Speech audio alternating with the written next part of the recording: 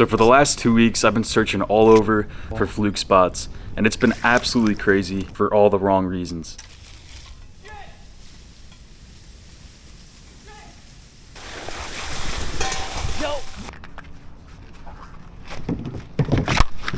Oh, that's not good. Lord, we come before you. Lord, Nick sincerely is being honest about his faith in God and his...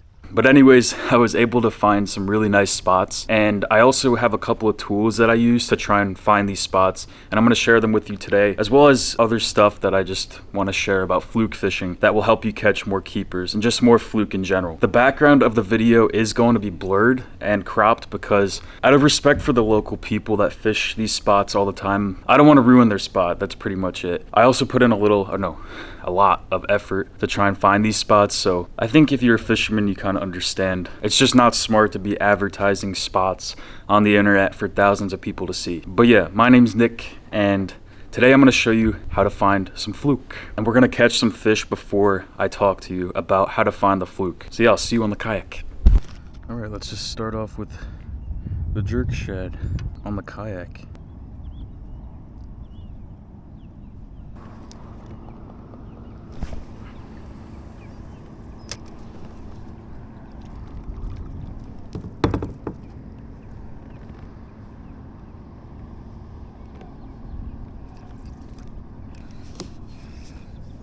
Oh, there's a fish.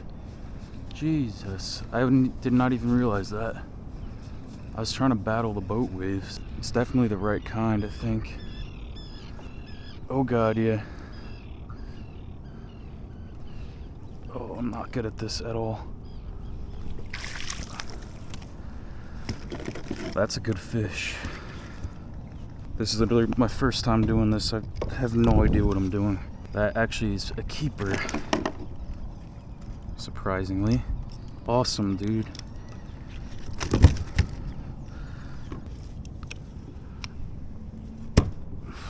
Very close. Alright, we're just gonna do a little... I'm not gonna keep this guy because he's just... Yeah, that would keep... Yeah. Nice first keeper of the day. Awesome. Let's get him back. Oh. Buddy, chill.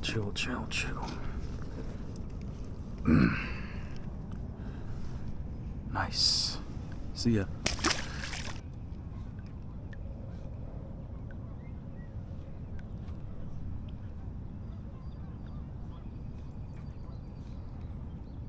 Oh, there's a bite.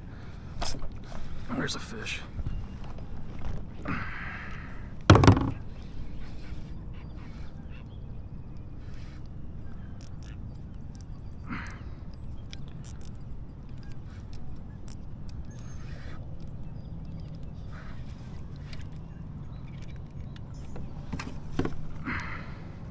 That's a good one too.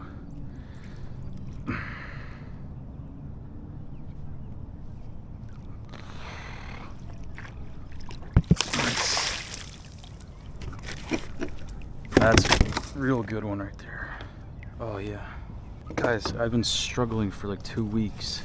Made a little change and boom. You get yourself some keepers.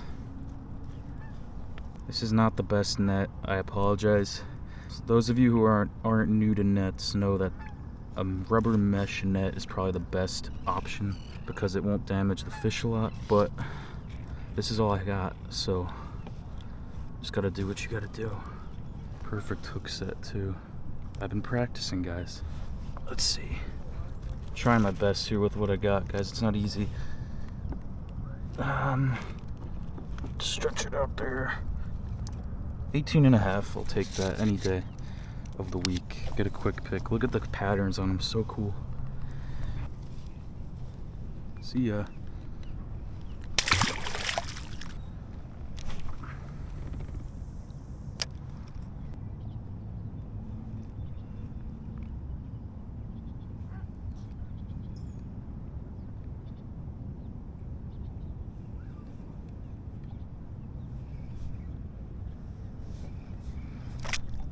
There's a fish.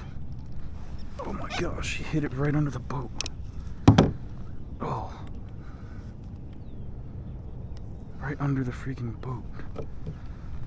Another good one.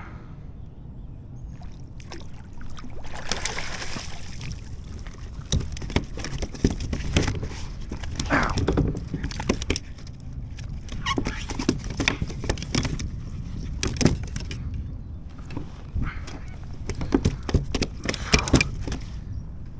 Oh gosh. Dude, I was not expecting that at all. Just destroyed it under the boat. This one may be a little short. Yeah, 17 and a half. There he goes. See you, buddy.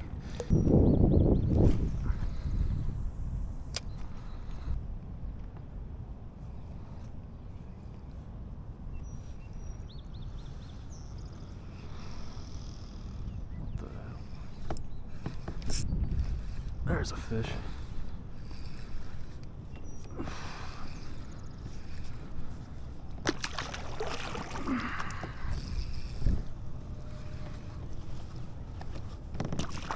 It doesn't feel super big.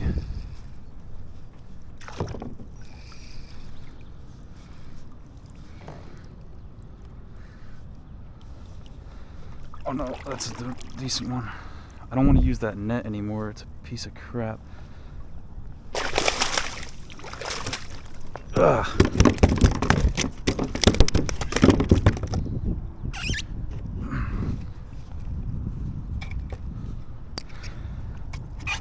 Okay. Ooh. It's a little chaotic, honestly. Jeez. Looks like another 18-incher. Pinch the mouth. Yep, just on 18. I wish I had like a true measuring board, but it's alright. It is what it is.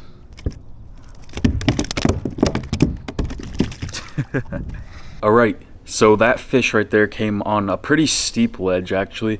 I can kind of feel it with my jig. The only way you're going to be able to feel this is by using a light setup like I'm using. I'll talk about that in a little bit. But if you're wondering how to find ledges and spots like this, I'm going to show you a couple tools right here. So what I want you to do is type in Google Earth on Google, and I also want you to type up GPS nautical charts. So for this example, I'm using the Delaware Bay because, I don't know, I just chose like, I just felt like using it, I don't know. So when you open it up, all you're going to see is numbers scattered all around, and you'll also see colors that are divided by lines. The numbers basically just show the depth of the area, and the colors, you'll see it's like kind of like an area like that. That's just the area of that depth. So it's not too difficult to get once you've looked at it for a little bit.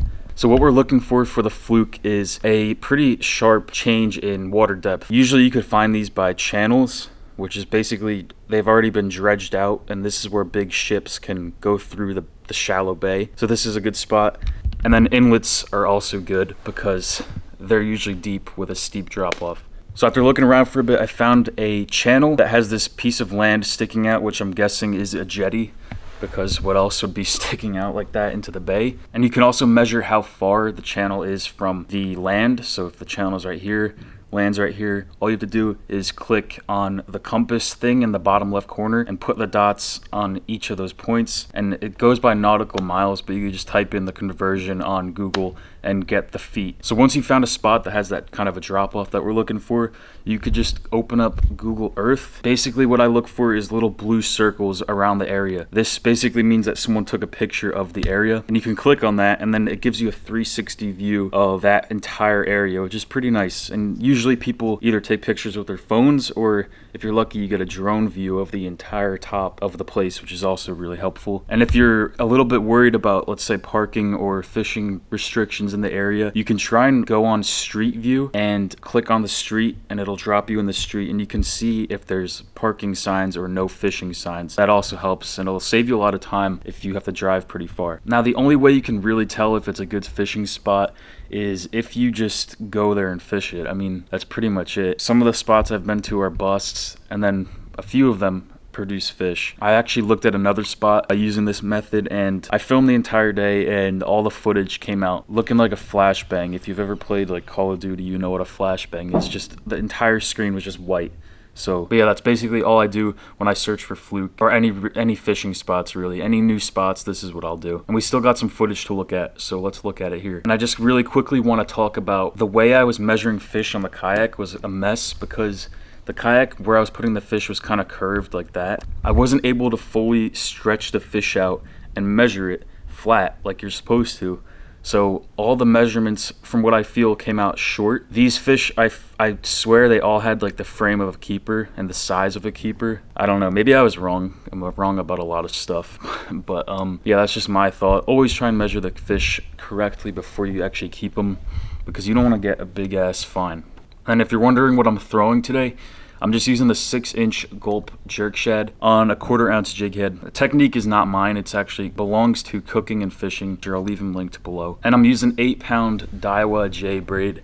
This stuff is really good. It's a lot better than Power Pro. I hate that stuff. It's just like when you run your fingers down it and you feel it like that, it has this weird roughness to it. Something about it is just off for me. I've never liked this stuff. It's not slick at all, but go with whatever you want to use. I just suggest using something a lot slicker. And then you just want to pair that with a 12-pound fluorocarbon leader. Any brand of fluorocarbon's good. It's the same stuff. If you're worried about breaking off, I've never had a problem with breaking off unless my line was previously nicked by a bluefish, or like it got snagged on a branch while I was walking to a spot and then I set the hook. That's a problem. I've definitely broken off like that before. But yeah, once you got your setup, all you want to do is cast up current and past the ledge, and then you're just going to work it with the current over the ledge. And usually the fish are going to bite. From what I've noticed, they'll bite on the ledge. One of them bit right after the ledge under the boat, which is pretty cool. As long as you're working the ledge, you should be fun. And all you're doing is just popping it on tight line and letting it fall at an angle like that. It works fine. It does take a little time to get used to the light jigging that I'm doing in this video, but it's really fun. I like it more than bucktail and teaser, but that's still a valid option. You could also do a dropper loop. You could do squid and killies and all that kind of stuff. You know, people like to get all fussy about it, but it's just like, use whatever you want, honestly. I don't get it. I feel like it's more of a spot thing for Fluke than throwing the correct presentation. Like, obviously technique matters, but if you know where the fish are, you're probably gonna do good no matter what you throw. Which is why I made this video, because it's pretty hard to catch fish from shore, honestly, if you don't know where they are, and anywhere in general.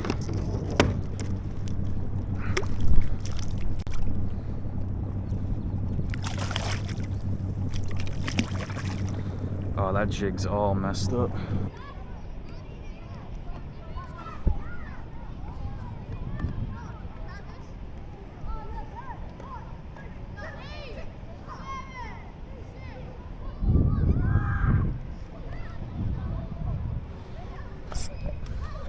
Oh yeah, that's a good one.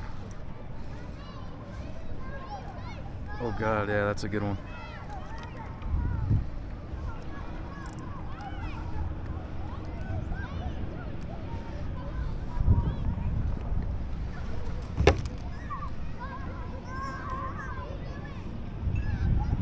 Actually, he's a flipper.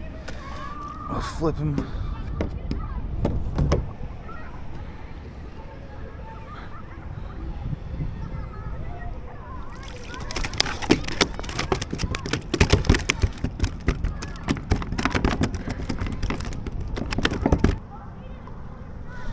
Right at 18. Why? They're all right at 18. That's crazy. Another keeper. Nice.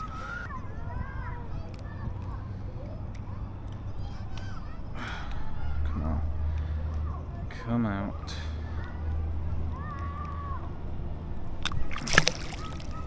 There he goes. Yeah, I hope that helps. I apologize for the lack of posting. You watched like the trout videos in the past. I posted like multiple times a week just because it's so easy to go to the river and film and stuff. But I have to drive like at minimum, I have to drive a minimum of an hour to get to the shore. So it's hard. And I really only try and post quality stuff. I'm not into the whole like, what is going on, guys? You freaking whatever the heck. I don't know. You know what I'm talking about. Bullcrap videos. If that's what you want to do, then go ahead and do it. But I want to make something that's going to help someone catch more fish, because I know what it feels like to be... Actually, I don't want to say that. I know what it's like to not know anything about fishing, and trying to figure it out the hard way is not the way to do it. Yeah, I hope that helps. I got to get out there and film some more content, because that's all I do nowadays. We'll see. Once this water starts to warm up, I'll get back to the surf won't have the cropped out video because everyone knows what the beach is. Like there's no point in cropping the beach out. Hope that helped you, and I will see you next week. Peace.